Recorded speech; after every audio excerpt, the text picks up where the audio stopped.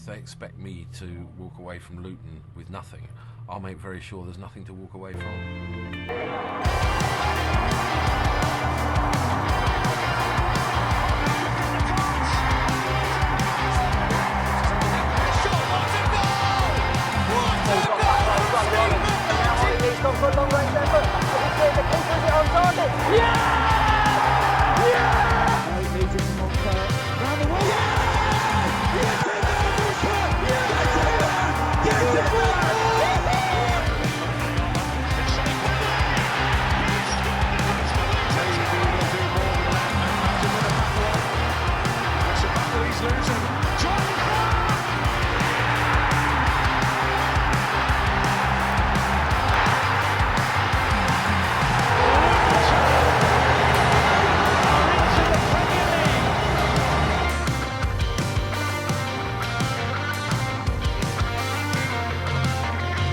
Hello and welcome to the Oak Road Hatter podcast following yesterday's 3-1 defeat to Sheffield United. It was a game where, unfortunately, and I say this as most Luton fans would agree, we went in as favourites. It's something we don't like. We like the underdogs tag, and going in as favourites isn't the one for us Luton Town fans. We all tried to stay positive with predictions as well, but it was always going to be a Blades victory when we saw Luton Town odds on.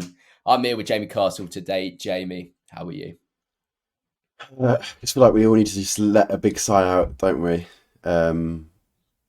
It's one of those things where you try and keep the faith and think this year maybe we're different, but there was always a sense of it was always inevitable, I think. And you sort of think, in hindsight, you think, oh, we're just so stupid. We were led down this path to think that we're this side that can just rock up at home and put in a great performance as we have done and get 3 points, and haven't got to worry. We're staying up this year. We've just been booted off cloud nine and falling back down to earth again.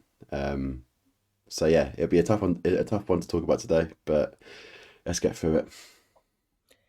And it's always difficult to maintain this sort of level of, being centred and not getting too high, not getting too low. But naturally, after what we've seen in recent weeks, we were just on this, as we say, cloud nine. It always was going to be something to bring us back down to earth. And as Town fans, we've got this habit of not making things difficult for ourselves, because we've enjoyed fantastic years as Luton fans, but we do things the hard way, and we do the things the Luton way. And what better example to showcase exactly that? Losing 3-1 to a team bottom of the league, who were without an away win all season. I don't think they'd scored 3 in a game. That I might be wrong in that, but ultimately it was where everything looked great, and from the outside, heard it all week, Luton are going to win this convincingly. We tried to remain positive, as I said, with the predictions, but there's always this feeling that a game like that is around the corner, and we'll get on to Sheffield United because I think they deserve a lot of credit as well. But from a Luton perspective, Jamie, it was just very disappointing. But we'll get into all of that in 1 second. And before we go into our own analysis of the game, you may have heard last week during our ad break that we have teamed up with NordVPN. NordVPN allows you to be anywhere in the world, so you can watch your sport, you can watch your movies, you can watch TV series anywhere across the world. You can set it to be your own sort of personal bodyguard to protect your data. To get the best deal for NordVPN, please visit nordvpn.com/Oak Road Hatter. Now, Jamie, let's start with the team news, and it was more of the same, weren't it? We saw that lineup, we saw Sheffield United's lineup, and it was a point to, positivity. We were looking at that and thinking we've got a very good chance here. Brereton Diaz missing from Sheffield United, who's been a real goal threat for them since his arrival. more of the same from Luton. There was no real injury issues, bar Mengi making the bench as opposed to the starting 11. It was a team that, shown a lot of confidence, a team, as we say, on cloud nine, but ultimately didn't pan out that way. Yeah, and we were sat in the pub before the game, and when the team news came out, and I thought we were pretty positive. Right, one change, Mengi out. Okay, big loss. He's been fantastic for us, but Birkin, he's put in a good sort of 2 or 3 performances in recently since he's come back. So you weren't really worried about that change, and then the rest was as you were. Chio, sort of right wing back, you thought would have a lot of joy down that right hand side, and then you see Sheffield United's line up, and you think, oh, no, Brereton Diaz, that's big, because he's been big for them since he signed. For me as well, no McBurney is okay. He's not a top level striker, but he's always seemed to cause us a bit of a headache whenever we've come up against him. So I was pretty positive that, it was a Cameron Archer up top on his own with McAtee and Osborne. You think that there's enough in that Luton team to be able to limit them and really dominate the game. We weren't far wrong. I think we did dominate the game in terms of the ball was concerned and I guess in territory, but simply didn't create enough and simply didn't limit them as much as we could have done. And as we know all too well, that football's a game that's won in both boxes. We just weren't good enough at that yesterday. So yeah, it sort of shows you how when the team news comes out, don't read too much into it. Let's just get to the game and see what happens, because you can be positive after a team is released and then come crashing down inside 15 minutes when they go 1-0 up. And we spoke a lot in the build-up to the game. We used phrases such as banana skin, potential bubble burster, and that's exactly what it proved to be. We found ourselves 2 goals down at half-time. So the first one's avoidable, the second one, we'll get onto the penalty incidents. But as you say, we had a lot of the ball. I think we ended up with 75% possession, which is, very uncharacteristic. That's not very Luton Town at all. But as Rob Edwards said, we just didn't move the ball quick enough in those final third areas. I think movement was okay. I think there was, belief in the game plan as well. I don't think it was too bad, but as we said, that the sort of final third where things become very interesting, we just weren't our typical selves. We weren't as relentless and as clinical as we have been in recent games. So how did you assess that first half? We were 2-0 down. Did you have that famous scoreline of 3-2 ringing around your head, thinking we're going to do it again? Yeah, and you think, especially when Carroll scores his goal in sort of early on second half, you think, yeah, we're going to come back now and apply some pressure. But no, in terms of the first half, I think you were spot on. You just didn't move it quick enough. Seemed to hesitate on the ball a little bit, take that extra touch when before you probably weren't taking that touch. And that was everyone's culprit. As good as Ross has been, you feel like there's times where he could have just sort of laid it off a bit sooner. And out on the left, I think Carlton was found on the left a few times and just lay it off to Doughty, but he just didn't. Likewise down on the right hand side. The amount of times I was shouting Reece Burt just to drive for the ball, he always had the ball and he had a bit of space to be able to drive with Chio out wide, but he just almost just sat on it and always chose the easy ball and sort of went back inside to Gabe. And I was chatting to the guy who sits in front of me, like, today all you need to do, today we needed to be brave and patient, and we were patient. We weren't forcing it, which I think you shouldn't do. But we just weren't brave enough on the ball. You weren't just trying to take those risks. And for me, I'm usually a bit adverse to shots outside the box. But there were a few openings where probably you could have thought we might have taken a shot or two, because who knows? It takes a deflection, go out for a corner. But yeah, we were almost trying to score the perfect goal, which really isn't. Especially in the Premier League, isn't the Luton way of doing things. So, as much as we are going on this journey and we're transitioning from this super direct side going into a front 2 to now trying to have a bit more quality on the ball and having a bit more possession and trying to break down teams, we almost went a bit too far the other way. As you say, 75% possession is ridiculous, and appreciate that for 2/3 of the game, Sheffield United didn't really need to have the ball because they were ahead. Still, when you have that much ball, you need to just be brave and try and take some risks, and we just didn't do that. We still created decent chances. Nothing. I mean, for me, the one was Doughty on the byline second half, but other than that, there weren't really any clear chances. Where I think even at half time, okay, we dominated the ball and the territory, but I think Sheffield United had the better chances. Really, I think we were warned early on. I think Archer put a shot wide and he had it again, sort of inside the 6-yard box, and somehow missed, and then went on to score moments later. So we were warned really early on, but we just didn't really wake up to it. And then Archer scores his goal. I think the goal really is the way it played out. I said was very similar to that Newcastle second goal, where Gordon had a lot of joy down that right. Osho was dragged out from the middle and tried to sort of outrun him and win the ball back, but couldn't, because he wasn't. He just looked. Well, only Gordon's that bit faster of a player, and same for Archer. I think he just managed to get beyond Gabe. Question: should Gabe have was cleared into Rose at that point? If you're against a player like that, just try and win the ball where you can, rather than sort of let him get those yards to goal. But yeah, I'm sure they'll do a lot of the work behind the scenes, a lot of the sort of the breakdowns of what happened, and try and resolve that, because there's 2 goals now in 2 games where it's come from that same side.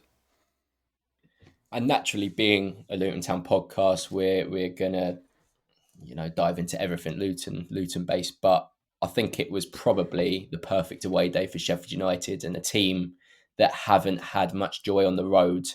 I think they executed the game plan perfectly, Jamie. I think it was very similar to when we've had joy away from home, where we've conceded possession and we've been happy with the team in front of us having the ball and switching it from side to side. The possession statistic means absolutely nothing to me, because I think Sheffield United dominated the game from having us in front of them. From playing the game. They had the bodies behind. They broke out very quickly. They had a shape that just wasn't broken, bar maybe 1 or 2 times. It did seem that the only way we were going to score was how we scored. And then I think that Doughty chance as well was the only real time where we've carved them open. They defended the box excellently. Any cross that came in, they made first contact, bar again that sort of penalty incident. And as I sort of mentioned at the top there, it was how we've approached some games earlier on in the season when we've seen joy away from home. I think back to, I know we didn't win this game, but the Fulham game, and there was a few parallels to that in terms of we had the better chances at Fulham, like Sheffield United did. We broke out very good, but it was that sort of possession. We allowed Fulham to have the ball, and the neutral would have said, wow, look at Fulham having 77% possession against Luton. But it doesn't really matter when you can't carve anything open. I think that's probably a similar takeaway from yesterday. I weren't there, but I've heard it a few times as well, Jamie, that Sheffield United fans were class yesterday. We mentioned they're a team that haven't had much joy on the road. Yesterday was their first league victory away from home. Were they as good as the TV made it sound, and how other Luton fans have sort of mentioned? Yeah, they were great, and I think just going back to Sheffield United as a team on the road, they may not have won on the road this season, but if you look at recent results, I mean, drew at Villa until, they were 1-0 up until 90 plus 7 or whatever it was, and then they lost 3 points and only got a point at Villa Park, and we all know how tough it is to go to Aston Villa. Went to Selhurst Park, and they lost to Palace 3-2, but 2 of Palace's goals were nominated for goal of the month, so that tells you all you need to know, that probably were a bit unlucky to concede 2 worldies in that game. So they have been improving under Wilder. I think results may not have improved, but I think performances certainly have, and you could have said that it was always coming for them, that they always were going to get that win, and unfortunately it was against us. Full credit to them. Obviously frustrating for us, because as much as we've benefited from those sort of game plans before, it's always frustrating when it's happened to us. But we just need to take our medicine and look at ourselves. You can complain about loads of things yesterday. It could be like the VAR calls, which I agree neither penalty was a penalty, or the ref I thought was awful, but I'm not going to complain about that because ultimately I think we have to look at ourselves, and there was enough in the game for us to have got the 3 points if we'd have played that a bit better. But on the fans, yeah, they're excellent, and almost in that sort of phase of the season now where you almost think, you know what, let's just enjoy it. No matter what happens now, we're bottom of the league now on 13 points. Probably the Derby record was something looming over them that's now sort of gone. And yeah, I think a lot of the Sheffield United fans had probably sort of just settled with the fact that they probably are going down. Even after winning today, they probably are still going down. Who knows? They might turn around and have a great escape, and if they do, then good luck to them. But the fans are probably thinking, let's just enjoy it. And yeah, they certainly enjoyed it yesterday. Had a few good songs. Had that McAtee song that we might pinch for John McAtee if he comes good. Other than that, yeah, fair play to them. It was a proper championship game, championship atmosphere rather than a bit of a sort of a lively atmosphere that we've seen at most grounds this season. I do think there's this false narrative being created recently where, because we've enjoyed some very good form, we've suddenly become a much better team than Sheffield United. They've obviously been on the wrong end of some poor results, but still, when you look at the quality within the teams, you look at probably their season on a sort of larger scale. You mentioned a few games where they have been quite unfortunate in. Of course, they have been on the back end of some spankings as well, but they're not. I don't believe they're that bad of a side. I don't think they're as bad of a side as people make out, and I think yesterday probably played a part in proving that. That they've been naturally, when we've exceeded expectations and we've become the team that people didn't expect us to be, that they've sort of turned their attention onto Sheffield United, and I think Sheffield United have proven enough times that they're not this poor side that will go down without a fight, and I think that's evident from yesterday. And I think that they're same points now as Burnley, which, you know, just points to how one game week can completely change the whole outlook of the table. We spoke about how important it would have been for us to bridge a 13-point gap over Sheffield United, and it would have been a 10-point gap over Burnley. But just within one game week, missing out on the opportunity has really congested things once again. And that's probably the beauty of the Premier League from an outsider perspective, not so much from a Luton perspective. Just wanted to focus in on one player, and that was Alfie Doughty yesterday. I think consistency in delivery is something you'll naturally point out from his performance. And I think he delivered some good crosses into the box. I think he also messed a few up, and I think that's the best example of that was that opportunity where Tahith Chong found him. A lot of people, I've seen a fair few sort of negative spins on his performance yesterday, but one thing that really, really impresses me about him is that he'll keep going. He's relentless. He'll keep getting into those positions. He doesn't shy away, and quality is not always going to be there. You can't, deliver 10 out of 10 balls every time. But if you've got a player that's willing to continue doing what he's doing, even when it's not quite going his way, then no, that's all you can really ask for.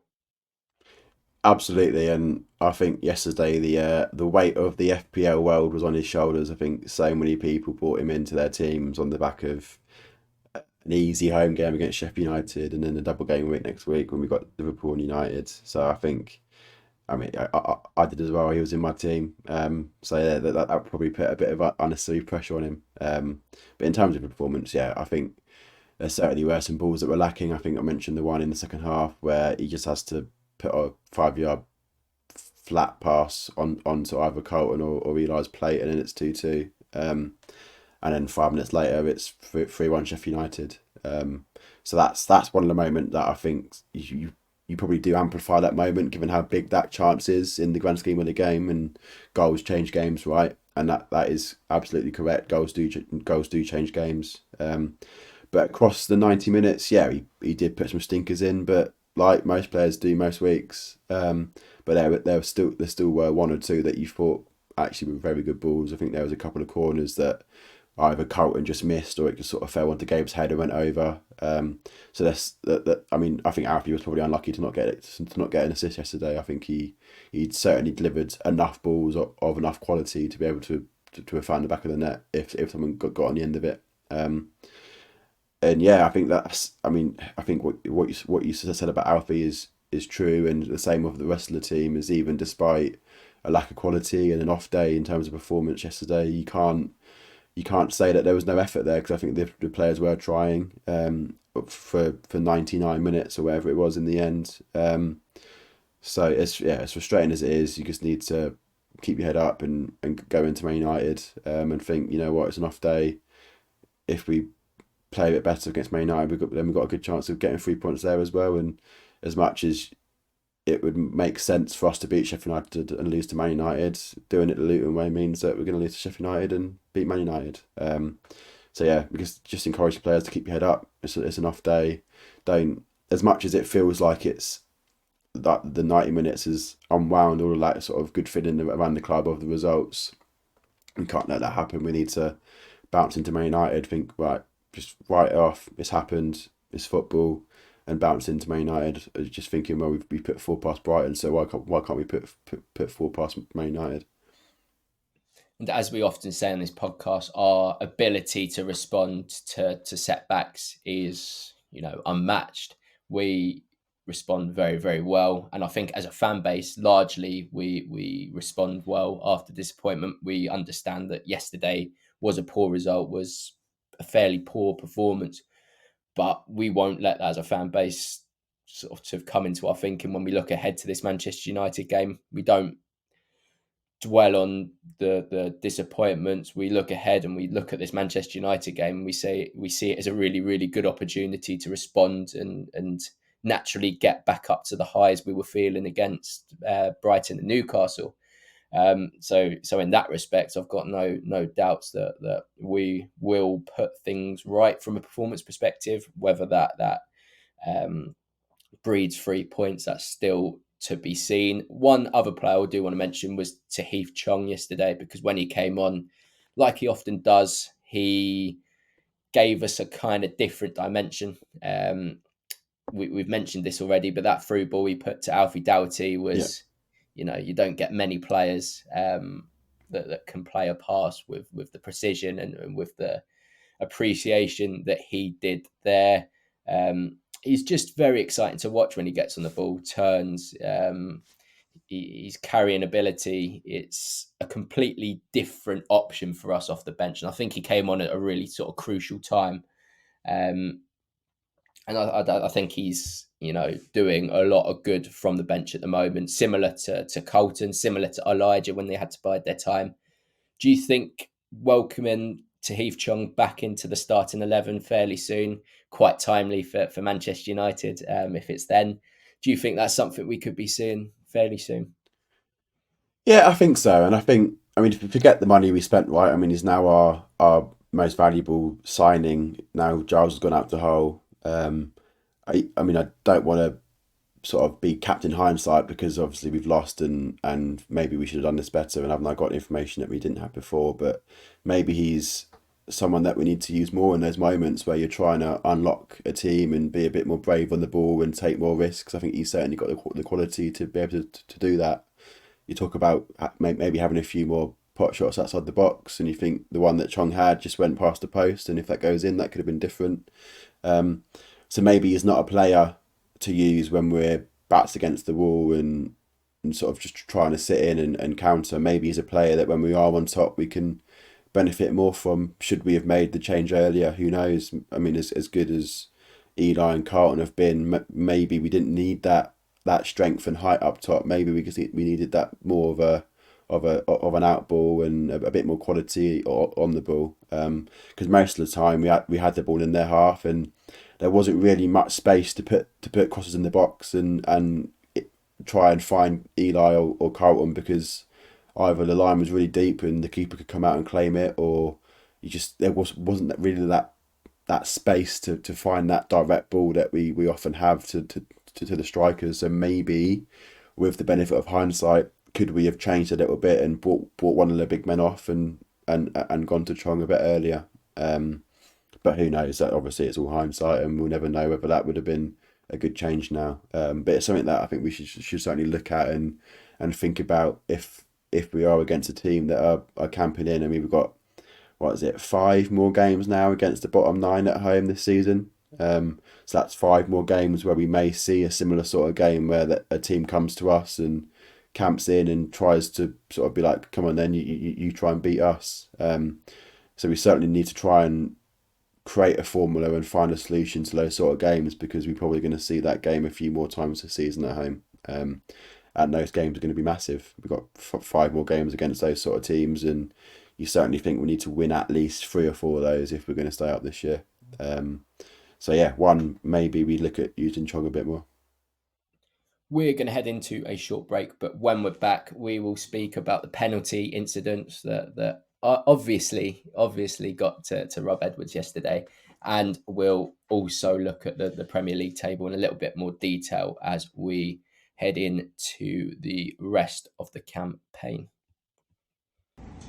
I'm in Mexico. But I'm actually here in London. And I'm in Stevenage.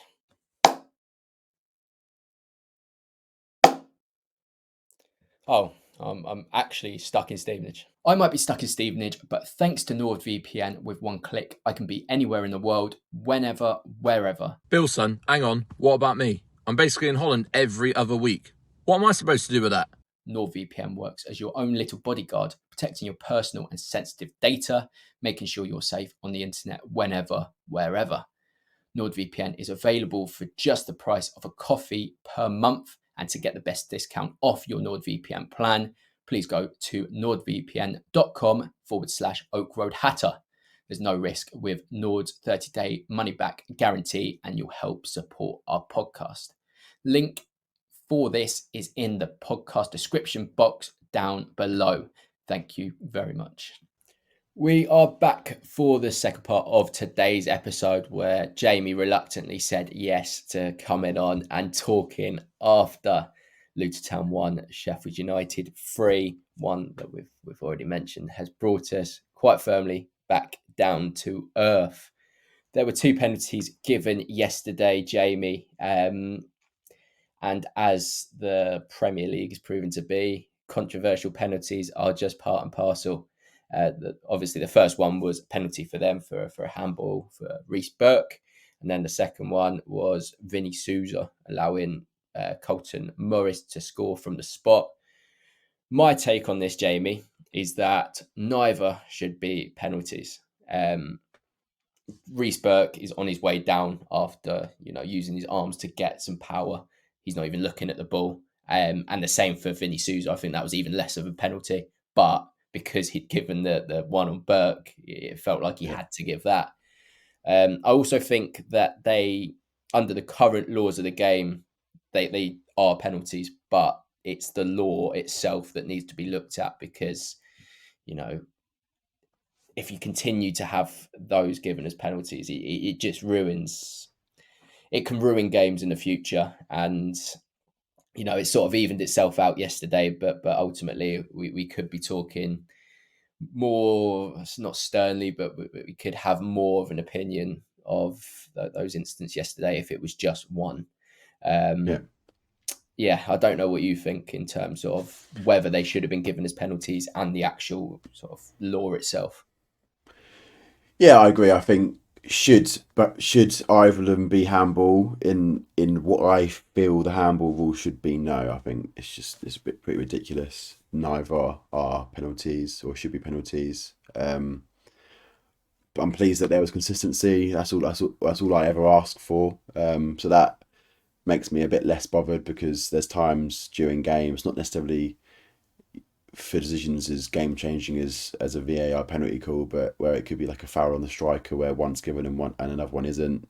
All I ever asked for was consistency, so that's, I guess, a bit of a slight semi-tick there in that box. But as you say, the rule is the current rule, and fundamentally we need to adapt to what the handball rule is. I mean, it's not like it's the first time we've seen it, right? it's a sport that's broadcast worldwide, where you get so many games a week that you see, and this probably happens at least once a month, if not more. So you should be awake to it. Again, okay, you could argue whether it's natural or not, but should Reesburg have his hand up there? Probably not. Just keep your hand down. Just don't give the referee a chance to make that call. Just don't give them an excuse to review it. So yeah, I'm a bit. I wouldn't say not bothered about it, because I think it did change the game, and as much as it evened itself out, I think if we go in 1-0 down rather than 2-0 down, that changes the complexity of the game. Albeit we got back to 2-1, but still that the general dynamic of the game has changed. And maybe at 1-0 down we could have equalised in the first half. Who knows? Again, we'll never know now, so there's no point thinking about it. But yeah, it's one of those. I mean, there was that survey that came out on VAR where they think, was it 95% or whatever it was of VAR calls they think have been correct.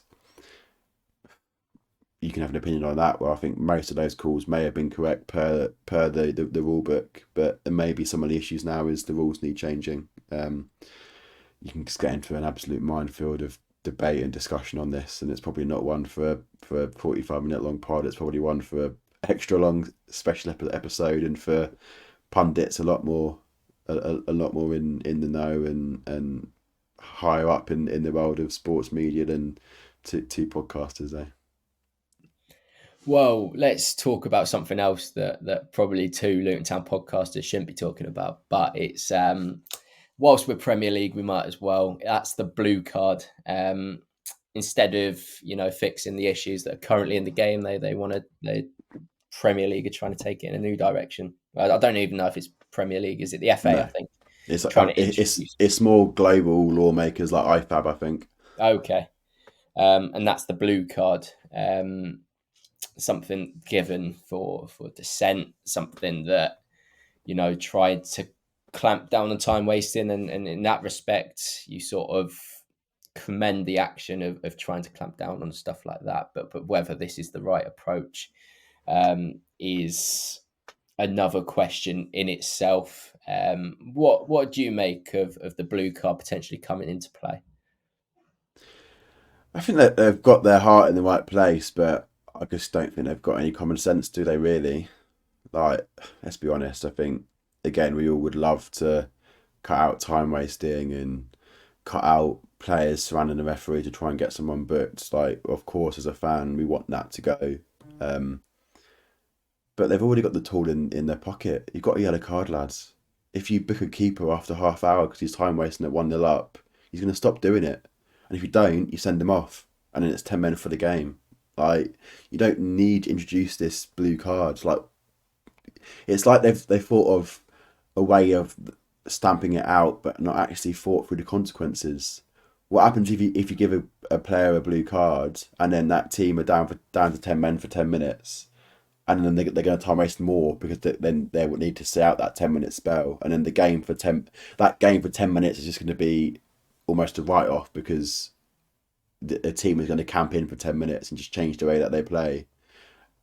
And then you think, oh, actually, no, you can give one more blue card. Well, yeah, but then they're going to camp in even more for 10 minutes. They're going to see out 15 minutes if that's overlapped.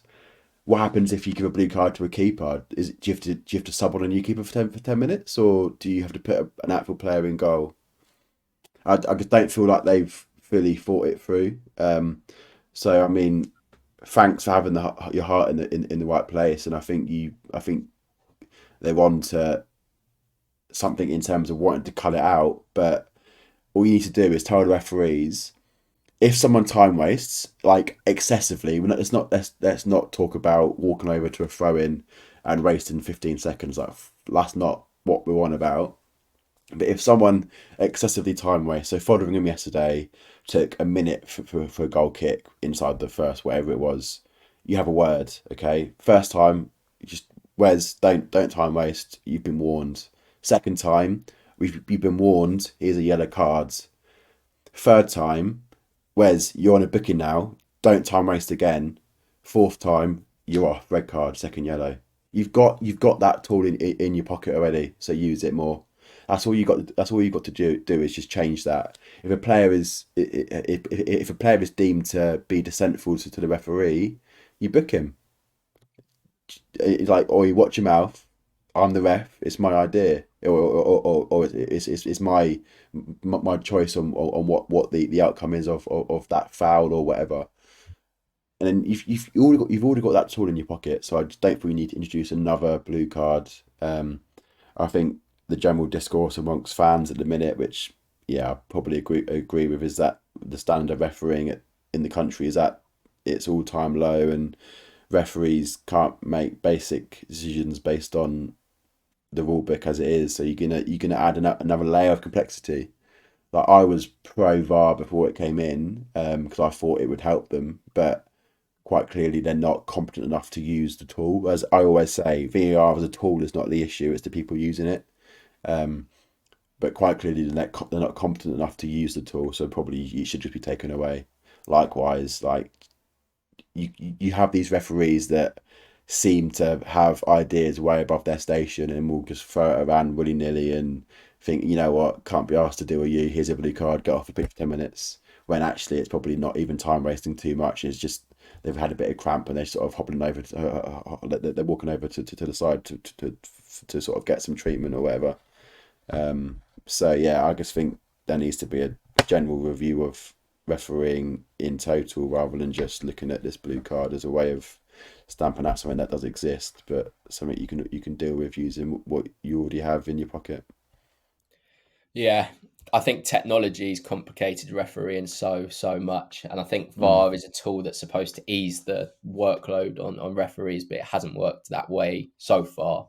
I also think as well, if you think of in the 90s, for example, where most would consider refereeing standards being better, were they actually better though? When, we're seeing angles each week, we're seeing angles that we didn't have in, say, the 90s, early noughties, of incidents that, under the normal TV angle, might not look too bad at all, but with, hundreds and hundreds of cameras in the stadium, you see things in a different perspective.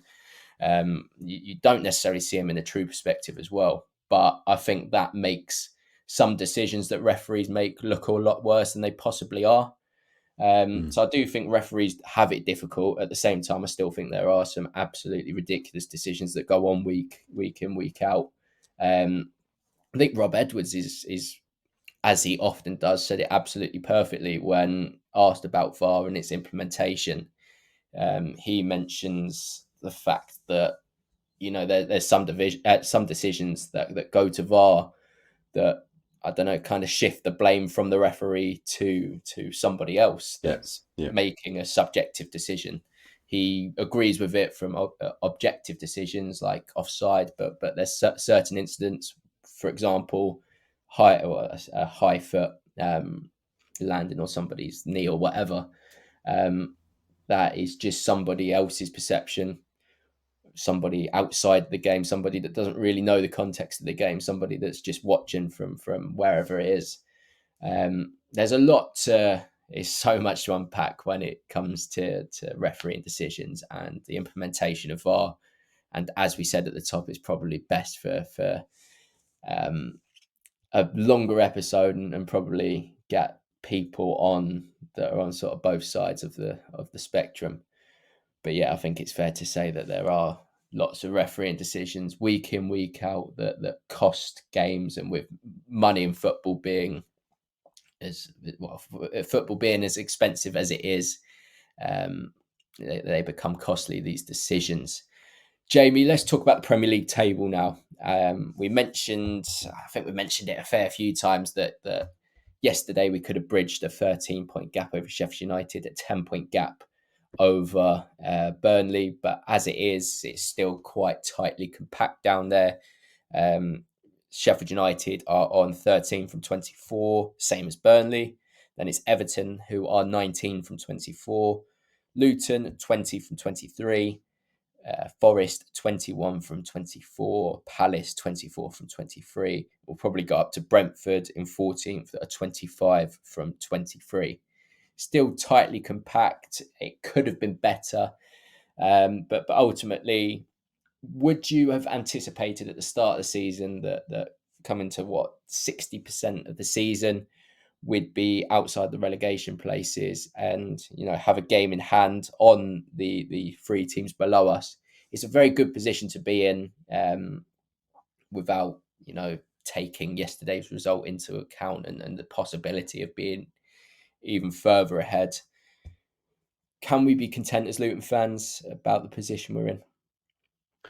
I think content is probably the right word. I think when you try and digest yesterday and internally think about where we are, I think ultimately, if you would have offered Luton fans at the start of the season that you're in it with a game to go, you go into the final day where you have to beat Fulham at home to stay up, you probably would have taken it. You think, you know what, yeah, I'll take that. Let's just try and condense the season into as little games as possible. So after 23 games, it's now a 15-game season, and we've got a 1-point advantage. I don't think you can complain about that too much, especially given the fixtures we have. But then it's just a case of what could have been, right? If ultimately, if all you do this season is win your 2 home games against the 2 fellow promoted sides, then we're sat there on 26 points, like sort of sitting pretty in 14th, 7 clear from the relegation zones. And yeah, you're talking in what ifs and maybes and stuff, but it's just you just don't want to get to a position where you're sat here in May having been relegated by a point or two and thinking that all you had to do is beat one of Sheffield United or Burnley at home and you'd be a Premier League team for next season. So I think that's both sides of the coin, that's both sides of the argument, and whatever side of it you sit on, I think is fair and completely sort of arguable from your own standpoint. Yeah, I think for me it's just a case of trying to not get too bogged down in the what ifs and just trying to keep going because the players need us to keep backing them. As you say, we're still not in the bottom 3. If the season was to end tomorrow, we're a Premier League team next season. And that is all we want this year. Like, no matter what happens outside of the Premier League or in the Premier League, all we want is to stay up. So as it stands, we're doing that. Albeit we could be doing it a bit easily, a bit more easily than we are at the minute. But most of us, or all of us that have been Luton Town fans for greater than 5 or 6 years, we all know how we do it. People talking about that game against Braintree in the conference where we could have sealed promotion there and then, but couldn't, and we had to rely on a Mari Bell goal for Kidderminster to give us that boost up. We always do it a bit in a way that's probably seen as a bit difficult and a bit unnecessary, but it's why we all love it, right? Yeah, it wouldn't be the Luton way if we hadn't have lost to Sheffield United yesterday. You also factor in when we're looking at the current Premier League table, the fact that there are potential point deductions looming for Everton being a second one and Nottingham Forest. Everton could still get some of their points at the sort of -10 back, should their review be successful. There's a lot of moving parts when you look at the relegation battle, especially with, as we just mentioned there, points deductions being involved. But the position we're in, with the sole objective of surviving the Premier League drop, we have to be content.